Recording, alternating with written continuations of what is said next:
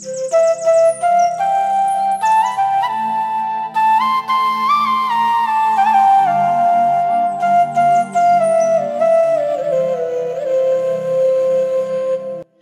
Morning, welcome back to my channel নিতুর কাহিনী পরিবারে সবাইকে জানাই অনেক অনেক স্বাগত, অনেক ভালোবাসা। সকলের সুস্থতা কামনা করি এখন থেকে ব্লগটা আমি শুরু করলাম। আশা করি তোমাদের ভালো লাগবে, শুরু থেকে শেষ পর্যন্ত দেখার অনুরোধ রইল। আর আজকে হচ্ছে বুধবার আর গতকাল ছিল মঙ্গলবার। আর আজকে সকাল সকাল কিন্তু এই দাদা চলে এসেছে, 8:30 বাজে সকালেই দাদা চলে এসেছে। বিকালবেলায় আসার কথা ছিল ওই 3-4টের সময়। তা আজকেও হাসপাতালে আমার যাবার কথা ছিল, কিন্তু দাদা যখন সকালে চলে এসেছে তা এখনই আমি আর যেতে পারলাম না, কারণ এগুলো দেখতে হবে আমাকে। আর ওদের কিন্তু চানে বসিয়ে দিয়ে এসেই আমি বিছানা চাদর পাল্টে নিয়েছিলাম, কারণ ওরা থাকলে তো আমি পারি না একদম। আর বান্টি সোনার দেখো চান হয়ে এখানে আমি কিন্তু ধোয়া মোছা সব করে নিয়েছি। তা আজকে বান্টি সোনাকে বারবার বলছি গুড মর্নিং বলো, ওর কিন্তু একদমই মুড নেই। হঠাৎ করেই যেন চুলটা কাটা হয়ে গেছে, আর ও চুল কাটতে একদমই ভালোবাসে না, ও চুল রাখতে ভালোবাসে। কিন্তু হ্যাঁ, যে ছেলেটা চুল কাটতে এসেছিল বান্টি সোনা কিন্তু ছোট থেকে তা এই ভাইটার কাছেই, দাদা বলেছিলাম কিন্তু ভাই বলেছিলাম ওকে, তো এই ভাইটার কাছেই কিন্তু চুল কাটে ছোট্ট থেকে। শুধু ঠক্কর খাও খাটে, এই খাটটা রাখবো না বাবা। কি মুড়িতে পাথর পড়েছে। সকাল সকাল কিন্তু খুব বড় একটা কাজের দায়িত্ব আমি পালন করলাম মনে হলো, কারণ অনেক দিন দাদা ভাই বান্টির চুল কাটা হচ্ছিল না, গরমে খুব কষ্ট পাচ্ছিল। চা আর মুড়ি দিলাম কারণ ওদের খুব খিদে পেয়েছিল। তারপরেই আমি ভাত বসিয়ে মোচা কাটতে বসে গেছিলাম, বিছানাতেই কাটছি বসে, কারণ দাদা ভাইয়ের কাছে বসলাম, গল্পও হলো কাটাও হলো। আর এই যে মাছগুলো, এগুলো পুকুরের মাছ, মা কিনে এনেছিল সকালে, আমাদের কিছুটা পাঠিয়েছে আর ওরা কিছুটা রেখেছে, আর মিকির জন্য একটু চিকেন।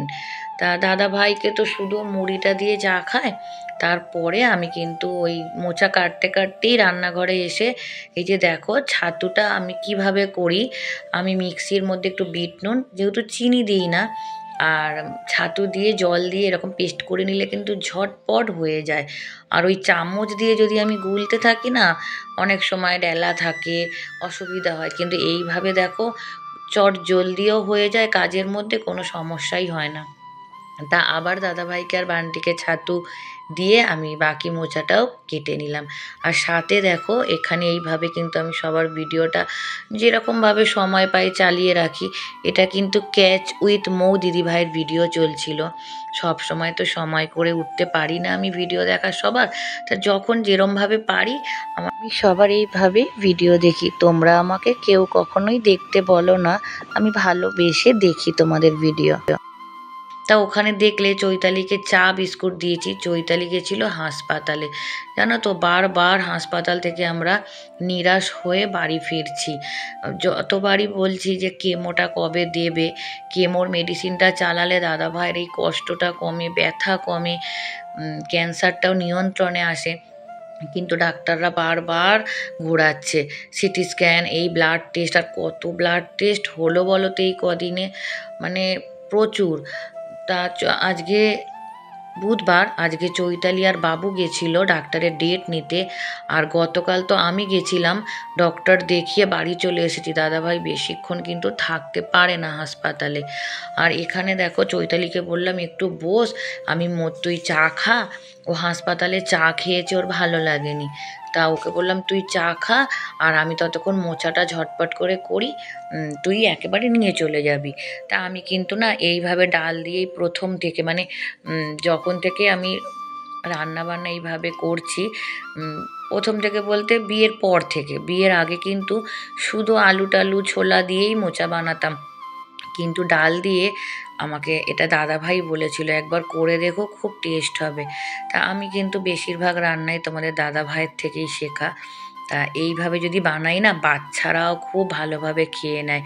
শুধু যদি মোচা আলু দিয়ে করি, ওরা অতটা খেতেই চায় না, কিন্তু যখনই আমি থোঁড়ে বলো মোচায় বলো এইভাবে একটু ডাল দিয়ে দিই না, এর স্বাদটাই পাল্টে যায়। আর দেখো দেখতেও কত সুন্দর হয়েছে। আমার ভাইয়ের মেয়ে তো নাকি বলছে চৈতালি মাছ ছেড়ে দিয়ে ও মোচাটা দিয়েই ভাত খেয়েছে। তা আমার বান্টি সোনা খেয়েছে, বাবু খেয়েছে, মোচাটা সত্যিই ভালো হয়েছিল। আর একটা জিনিস, আমি না মোচা জল ঝারিয়ে করি, এবারে কেন জানি না মনে হলো ডক্টর তো আয়রনটা বেশি করে শরীরে দিতে বলেছে, তাই নুন আর হলুদ মাখিয়ে চটকে রেখে দিয়েছিলাম। পরে ওই জলটা মানে চিপে ফেলে সেই মোচাটা নিয়েছিলাম, তবু যদি একটু আয়রনটা পাওয়া যায়, তাই না? তা ভয় পাচ্ছিলাম যে একটু যদি কষা হয় কি হবে। যাই হোক, কিচ্ছু হয়নি, খুব ভালো হয়েছিল মোচা রান্নাটা। আর বাটা মাছটা যেটা বানিয়েছিলাম, দাদা ভাইয়ের ভালো লাগেনি, মাছের বলে গন্ধ ছাড়ছে। আর এই যে দেখো, ওই বাড়ির জন্য আমি কিন্তু তুলে দিলাম গরম গরমই। আর এখানে আমি যে ওষুধগুলো বানাই, এগুলো বারবার না ধুয়ে আর তারপর জলে ডুবিয়ে রাখতে হয় 0.5 ঘন্টা। কারণ এই গাছের পাতাগুলো কোথা থেকে তোলা হয়, তাই না? তা সেই কারণে এইভাবে কিন্তু আমি 0.5 ঘন্টা ডুবিয়ে রেখে তারপর আমি ওষুধটা বানাই। আর কুলেখাড়াটাও বানাবো, পরপর সব লাইনে আছে। সারাদিন কিন্তু এইভাবেই আমার চলে যুদ্ধ। আর মাছগুলো জানি না, আমারও দেখে কেমন একটা মনে হচ্ছিল। তা একটু যদি নিরামিষ ঝোল তুলে রাখতাম দাদা ভাইয়ের জন্য ভালোই হতো, কিন্তু সেই মানুষটা একটুও ঝোলটা মুখেই দিতে পারেনি। বলে এই মাছটা না ভালো না, কিরম একটা গন্ধ ছাড়ছে। আর আজ জানো তো, আমি টিফিন তো খাওয়ার সময়ই পাই না, তার জন্য তোমরা সবাই আমায় বকো, পার্সোনালিও বকো। তা আজ খুব খিদে পেয়েছিল, তাই মাছ ভাজার মোচা দিয়ে তখন ওই 1টা 1:30 বাজে একটু খেয়েছিলাম। কেন জানো, আগের দিন আমি ভাতই খাইনি রাত্রে, এত গরমে খিদেই পাইনি, তাই ভাত খাইনি। আর এখানে দেখো দাদা ভাইয়ের ওষুধ বানানো হয়ে গেল, আর একদিকে আমি কুলেখাড়াটাও বসিয়ে দিলাম। আজকে এই উচ্ছেটা কিন্তু আমার ছোট ছেলে খুব ভালোবাসে এইভাবে। তোমাদের দাদাভাই না উচ্ছে ভাতে একদম খায় না। এইভাবে যদি উচ্ছে ভেজে দিই, আগে একটু উচ্ছেটাকে ভেজে নিলে এর তেতো ভাবটা মরে যায়। তা এইভাবেই কিন্তু আমি বানাই, একটু পেঁয়াজ দিয়ে। তা আমার এটা বান্টি সোনা দাদাভাই খুব ভালোবাসে খেতে। বড় ছেলেটা তো একদমই খায় না। এর মধ্যে একটু কুমড়ো দিই, একটু একটা পটল কেটে দিয়েছি যাতে একটু ভালো লাগে খেতে।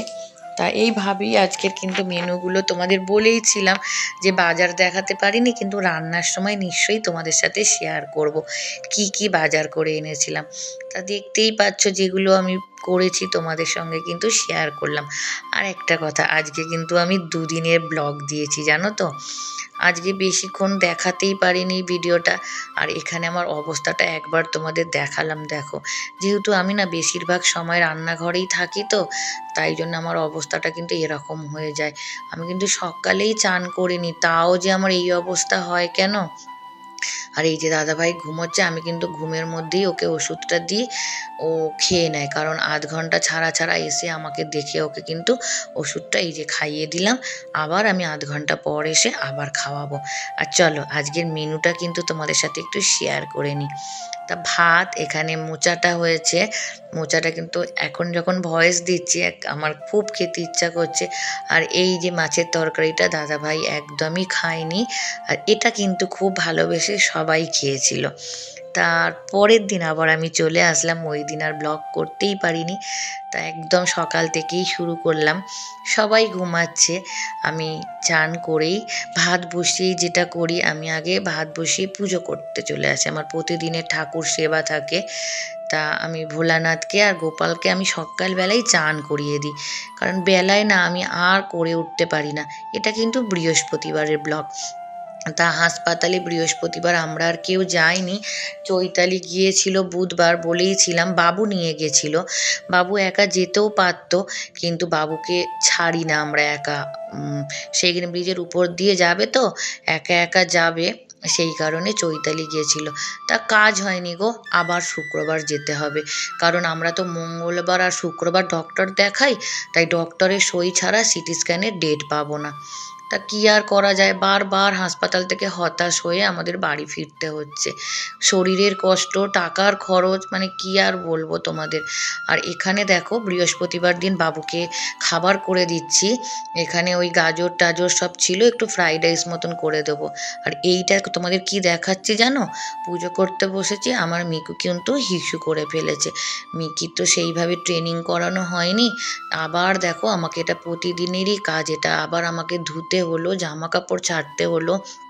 এই কাজগুলো আমার কিন্তু প্রতিদিনই করতে হয়। মিকি হিসুপটি ওখানটাতেই করে, ধুয়ে দিতে হয় বারবার। আবার কিন্তু গা হাত পা ধুয়ে আমাকে চলে আসতে হলো রান্নাঘরে। আর ফ্রাইড রাইস মানে কি বলো তো, ওই ভাত ভাজা, গরম ভাত করে নিই, একটু রসুন কুচি, কাঁচা লঙ্কা, পেঁয়াজ, গাজর, আলু আর ক্যাপসিকাম থাকলে ক্যাপসিকামও দিই। এটা কিন্তু বেশ ভালো লাগে। আর আমার ছেলে না, এটা যখন 5-এ উঠলো তখন থেকেই প্রায় ওকে এটা বানাতে হতো। আর নাচের ক্লাসে যেত, আমার ছেলে গুরুকুলে ডান্স শিখতো। তা গুরুকুলে যখন যেত ওকে অনেকটা করেই খাবার করে দিতে হতো। আর এই ফ্রাইড রাইস করে দিলে ওর আর কিচ্ছু চাই না। আর কি বলতো, এটা করে দিলে আমাকে আলাদা করে তরকারিও আর করে দিতে লাগে না, ও বেশ খুশি খুশি খেয়ে নেয়। আর এখানে কিন্তু দাদা ভাইয়ের জন্য আগে আমি ডিম ছাড়া নাবিয়ে নিয়েছি, আর তারপর বাবুর জন্য করেছি। দাদা ভাই ডিম দিলে গন্ধ লাগে। আর বাবুকে ডিম দিলাম কেন, ছেলেটা তো সারাদিন চলে যাচ্ছে, সেই রাত্রির 11টায় আসবে, একটু প্রোটিন কিছু শরীরে পাবে না বলো। সেই জন্যে ওকে একটু হালকা, মানে একটু ঠান্ডা করে নিলাম, নিয়ে এইভাবেই ওকে দিয়ে দিলাম খাবারটা। ও কিন্তু খুশি মনেই খেয়ে নেবে। আর আজকে ও চলে যাওয়ার পরে আবার আমি রান্নাঘরে আসলাম। আর আজকে কিন্তু দুবারই তরকারি একসাথেই হবে। আজকেও মা পাঠিয়ে দিয়েছিল ভোলা মাছ, গতকাল তো বাটা মাছ দিয়েছিল। আর আজকেও ও বাড়ির তরকারি আর আমাদের একসাথেই হয়ে গেল। এরকম মাঝে মধ্যেই হয়, কখনো চৈতালি করে ফেললো একসাথে, যে এখানে করে নিচ্ছি, কখনো আমি তরকারি করে নিলাম। তা এইভাবেই একটু বুঝে শুনে চলি, যেহেতু মাছটা তো আমাদের কেউ যাবার নেই, বাবুও বেরিয়ে যায় কাজে। তা মাছটা বাবা বা মা কেনে, তা কিনে এইভাবে চৈতালির হাতে পাঠিয়ে দেয় কেটে কুটে। আর আমি এই রান্না করে আবার আমি, চৈতালি আসবে আবার ও নিয়ে যাবে, তাহলে এক জায়গায় করলে একটু খরচাটাও কম হয়, একটু বুঝে শুনে তো চালাতে হবে ওই জন্য। আর ও বাড়িতেও তো লোক কম এখন, তা সেই কারণে এইভাবেই দুবারই তরকারি এক জায়গায় হয়ে গেল। তা একটু আগেই রেহেনা করিম ব্লগ বোনের সাথে কথা হচ্ছিল। তা বোন বলছে এখানে খুব বৃষ্টি। তা আমি বললাম বোন, আমাদের এখানেও একটু বৃষ্টি পাঠিয়ে দাও। তারপরেই দেখছি ঝমঝমিয়ে বৃষ্টি। তা মানুষ সত্যি চাইলে ভগবান কিছুটা হলেও পূরণ করে। তা ও বলেছিল হ্যাঁ পাঠিয়ে দিচ্ছি বোন। তা বলতেই দেখি ঝমঝমিয়ে বৃষ্টি এসে গেল। এই গরমের মধ্যে এই বৃষ্টিটা সত্যি এত স্বস্তি এনে দিয়েছে। আজ একটু ওই 4টের দিকে ঘুমিয়েও পড়েছিলাম। আর এটা কিন্তু বৃহস্পতিবারের ওষুধ বানাচ্ছি। আর এইভাবেই তোমরা আমার সাথে আছো, পাশে আছো, প্রতিদিন আমার খোঁজ নিচ্ছ সব বোনেরা, দিদিরা, এইভাবেই তোমরা আমাকে সাহস জুগিয়ে চলেছো। আমি অনেকের পরিবারে যেতেও পারিনি, তাও তোমরা আমার পাশে আছো, ভালোবেসে আমাকে তোমাদের মতামতটুকু জানাচ্ছ, সাপোর্ট করছো। তোমাদের সবাইকে অন্তর থেকে জানাই ভালোবাসা।